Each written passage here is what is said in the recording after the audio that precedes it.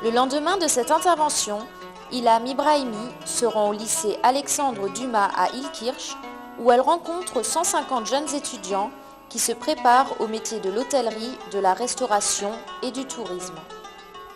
Voilà une table du mois de Ramadan où il y a beaucoup de crêpes, beaucoup de choses préparées à base de levain. Même les gâteaux au miel contiennent un petit peu de levure et on prend ce levain comme également porte-bonheur, signe de prospérité si l'on veut. Donc voilà la réunion autour de la table de Ramadan. Ensuite, les soirées du mois de Ramadan sont assez particulières puisque en attendant le repas du soir, on va faire la prière, mais il n'y a pas que la prière, il y a également les invités que l'on a à la maison, il faut les honorer, il faut passer du bon temps avec eux. Et donc en général, les femmes ne sont pas obligées d'aller dans les mosquées, ce sont les hommes qui sortent. Les femmes vont rester à la maison pour s'occuper des convives et passer du bon temps. Donc en général, c'est des jeux de cartes, des jeux d'échecs, c'est des réunions familiales très agréables. La cérémonie des tentes des moutons au Moyen Atlas du Maroc. Donc cette cérémonie est importante par rapport au tourisme rural que nous sommes en train de développer aujourd'hui au Maroc. C'est la culture des Berbères est une culture très riche et à part entière, c'est-à-dire qu'ils ont d'autres symboliques et ils ont un certain mode de vie qui est quand même intéressant à savoir. Donc cette célébration est assez particulière et elle reflète un petit peu le mode de vie des semi-nomades parce qu'aujourd'hui au Maroc, il y a encore des semi-nomades qui vont se déplacer entre les sommets de montagne et les pieds de montagne au gré du pâturage et en fonction des saisons de l'année. Donc il y a dans ces espaces-là et dans cette communauté-là, contrairement à ce qui se passe en milieu urbain, il y a une complémentarité puisque tout le monde va travailler dehors. Il y a la tente, mais qui n'est pas assez spacieuse, c'est pour dormir, c'est pour ranger ses affaires, etc. Mais on va travailler à l'extérieur, les femmes comme les hommes au même titre. Et donc cette complémentarité fait qu'il n'y a pas de différence, mais il y a une égalité. Même pendant le repas, tout le monde va manger en même temps. Il n'y a pas d'employeurs et de subordonnés, contrairement à ce qui se passe dans les villes. Les uns ne servent pas les autres, mais il y a un partage de façon à ce que même les hommes participent à la préparation du repas et il y a des spécialités qui sont du ressort des hommes et que les femmes ne sauront pas faire. Donc les hommes pourront préparer le repas partagé avec les femmes se consacreront à préparer autre chose. Et donc c'est tout un cérémonial auquel participent les différentes tentes qui existent dans la région. Ils vont se mettre ensemble pour la tente des moutons, ils vont se mettre ensemble pour préparer le festin, le repas, etc. Et pour à la fin faire un petit peu la fête, danser et chanter. Donc c'est vrai que ce sont des conditions de vie très très difficiles, mais là on mange naturel et sain et je pense que c'est leur secret. Les montagnères sont plus costauds. Donc les moussem également font partie de la vie touristique et le plus célèbre c'est le moussem d'Imilchil. Vous en avez entendu parler? C'est un moussem de fiançailles qui est visité par tous les touristes du monde entier. Donc que vous le sachiez qu'il y a un moussem qui se passe à Imilchil et c'est un moussem de fiançailles où l'on va se rencontrer, on va choisir son partenaire, on va se fiancer pendant le moussem pour se marier l'année suivante. Et justement, est-ce que le divorce existe au même titre qu'il existe ici Pas à la même cadence. La religion musulmane le permet, mais à condition que ça soit fait en bon terme, c'est-à-dire lorsqu'on se rencontre, ça se passe bien, il faut divorcer, lorsque ça ne se passe pas très bien, il faut divorcer, mais rester en bon terme. Donc c'est quelque chose qui est courant. C'est vrai que dans la pratique, quand ça se passe mal, ce n'est pas toujours évident. Merci, au revoir. Au revoir.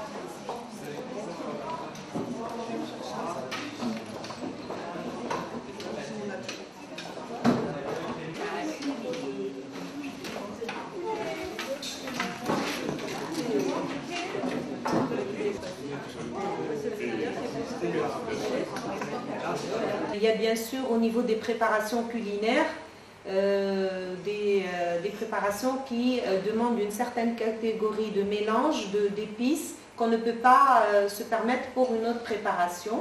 Et là, par exemple, je dis le sucré n'admet ni ail, ni herbe, ni coriandre, ni cumin. Ce sont des épices pour relever qui sont assez chaudes, on dira, et qui vont aller plutôt avec un poisson que l'on fera mariner dans ce mélange d'épices. Par contre, pour le salé, il y aura plutôt le gingembre et le safran. Pour l'acide, parce qu'il y a des tagines que l'on prépare avec des légumes, mais qu'on arrosera à la fin de la cuisson d'un filet de citron, par exemple le tagine à la carotte. C'est très important. Le tagine au topinambour, donc il y a ce filet de citron qui donne, si on veut dire, la touche finale au goût, aux légumes, pour relever tous ces goûts et mettre en valeur le goût du légume. Est-ce que dans les familles un peu moins aisées, on a les mêmes principes ou les mêmes façons de cuisiner Exactement. Oui. Puisqu'il y a la cuisine de fête, oui, que l'on ne fait pas tous les jours, et donc que chacun, lorsqu'il aura une cérémonie, va faire l'effort quand même de s'aligner. Et puis la cuisine de tous les jours. Mais les demeures sont agencées de la même façon, la demeure traditionnelle, avec les différences de moyens, bien entendu.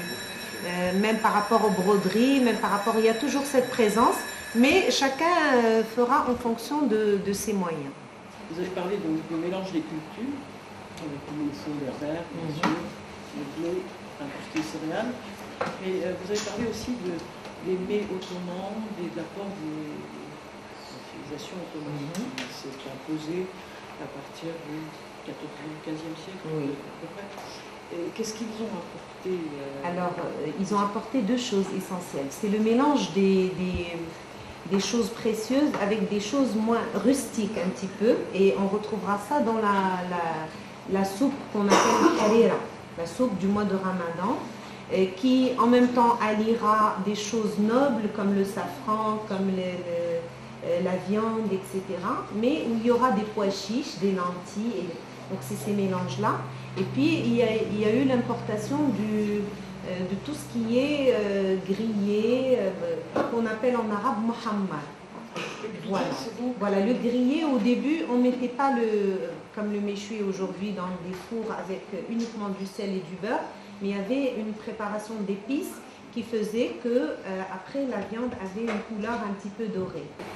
Qu'est-ce que la tradition juive, parce qu'il y a quand même une population, une fraction de la population qui est une religion juive au Maroc, comment est-ce que ça s'est marié, est-ce qu'il y a un rapport, est-ce qu'il y a des interpénétrations?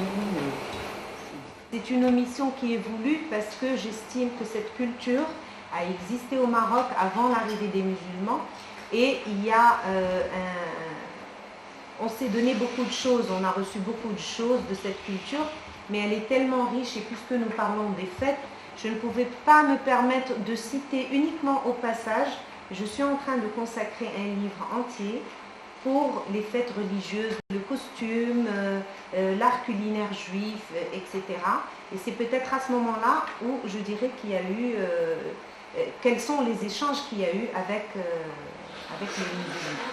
Merci et bonne continuation.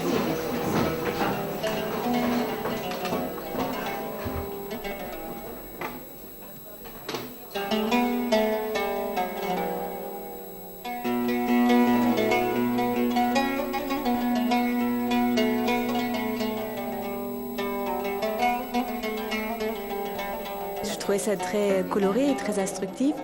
Et ça a donné évidemment envie de goûter à toute cette cuisine et aussi peut-être de l'essayer soi-même, d'essayer de faire ces recettes. Je ne sais pas si dans le livre il y a des recettes, mais moi en tout cas ça m'a vraiment donné envie d'essayer aussi quelques plats, les plus simples peut-être.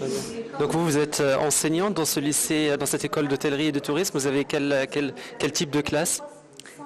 J'ai des secondes, des premières, des terminales et des premières années de BTS et aussi une classe de mise à niveau, donc les élèves qui n'étaient pas spécialisés dans la gastronomie et l'hôtellerie auparavant et qui veulent faire un cursus post-bac dans ce domaine.